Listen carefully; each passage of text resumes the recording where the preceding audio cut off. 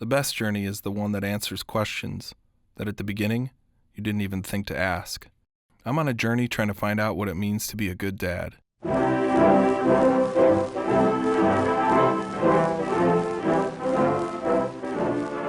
A military map is simple and easy to understand once you know how to apply certain basic principles. This man, for example, is in unfamiliar territory. He wishes to identify his present location. On his military map, if he knows how to read and use it, the soldier will find all of the information necessary to solve his problem. But before he can be certain that the information he reads from the map is correct as it relates to his present position, he must orient the map. There are several ways to orient a map, but one of the fastest and most accurate is with a compass.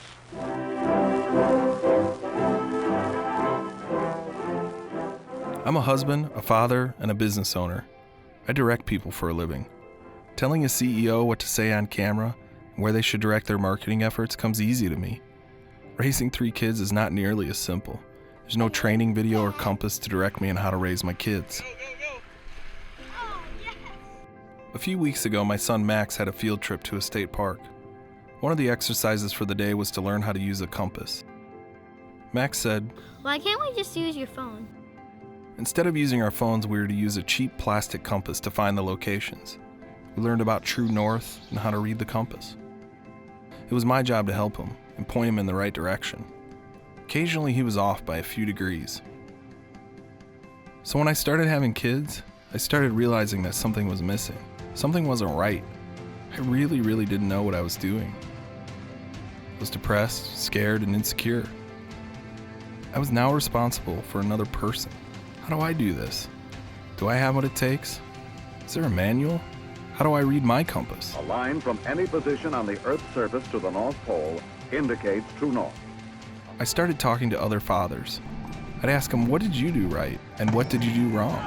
This is a series that looks at what it means to be a father today and the role our dads played in our lives.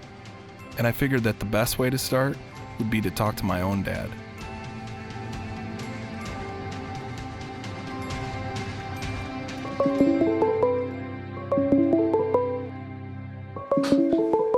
All right.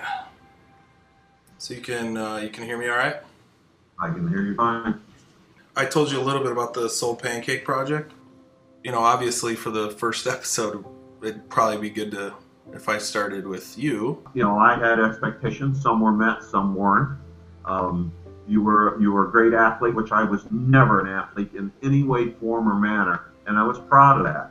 But you were the greatest student, and I think I was, and that bothered me that I didn't know how to channel your energy into more studies versus athletic. I have a brother who's just the opposite. No athletic, yet studious. And that done him well. So is there a right or wrong? Absolutely not. You know, I used to tell people never ever give up on anybody because they'll surprise you if you'll let them. Both of you have surprised me in very positive ways. This is my dad. Born in 1954, he grew up in Rockford, Illinois. He's worked anywhere and everywhere. He was a photographer, sold insurance, and even was a teacher for a while. Growing up, we didn't see eye to eye very often. I was always in trouble, and he didn't know what to do with me. He taught me how to work hard and to make things happen for myself. He was honest. My dad once told me that I really sucked at basketball, and I was really good at soccer and I should stick with what I was good at. He was right. I didn't even hit 5 foot tall until the 8th grade. He did a great job at teaching us to learn on our own. He gave my brother and I a video camera when we were little. He told us to figure it out. Shortly after our video chat, my dad got a new job. I asked him to come visit us on his way to Kansas City. I never really thought about how he was raised and how that might have affected him as a parent. Dad was a very quiet person that did not like to brag about the things that he did, but he was also very strict. I knew exactly where I stood, but without him ever having to tell me. So he never showed love or affection, but you knew exactly what was expected from you, and you knew you better do it. And he did it with a look, with just his presence, but not with a lot of words. My dad never hugged me, never said he loved me, and I suggest parents hug your kids, love your kids, tell them that you love them, praise them.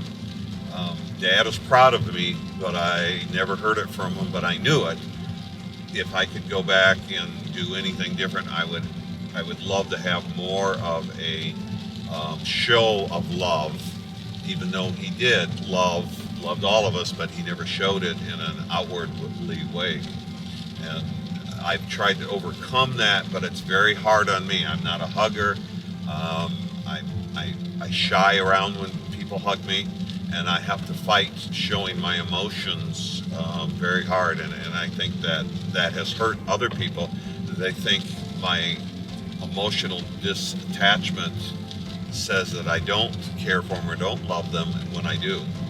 I think I could have done a lot of things different and better if I would have thought I could have accomplished things, but not having anything to base it against, and knowing I had to do everything myself, I probably took different routes than I could have. How were your parents raised? And how has that had an effect on you as a kid and now as a parent? Maybe they did the best they could with what they had. Maybe my dad could have been more present and paid more attention. Maybe he didn't know how. I really looked up to him. I figured he had all the answers. I think that most people view their parents as superheroes, and then somewhere along the line, they turn them into the villain.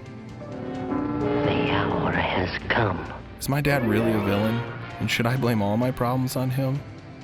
Probably not. Maybe along the way I've just sold myself short. It wasn't until I started a family that I realized that I had some pretty deep emotional wounds from the choices that I had made as a kid and from my dad, who sometimes fell short. A lot of psychologists would call this a father wound. To pinpoint what went wrong between my dad and I is nearly impossible, but something wasn't right. Something was off. You see, every time Max was off by a few degrees, we had to go back to the original point, recalibrate the compass, and look forward to where we needed to go. Growing up, my dad and I were always a few degrees off, and over the years those few degrees turned into miles apart. As a dad, I'm often lost and I stumble more than I would like to admit. But what if it is as simple as slowing down to look at our compass and make sure that a few degrees off doesn't turn into miles apart? How do you do this? Do you have what it takes? And how do you read your compass? I think that we can all learn together, exploring what fathers have done right and what fathers have done wrong. Maybe collectively, we can inspire each other to do the best that we can with what we have.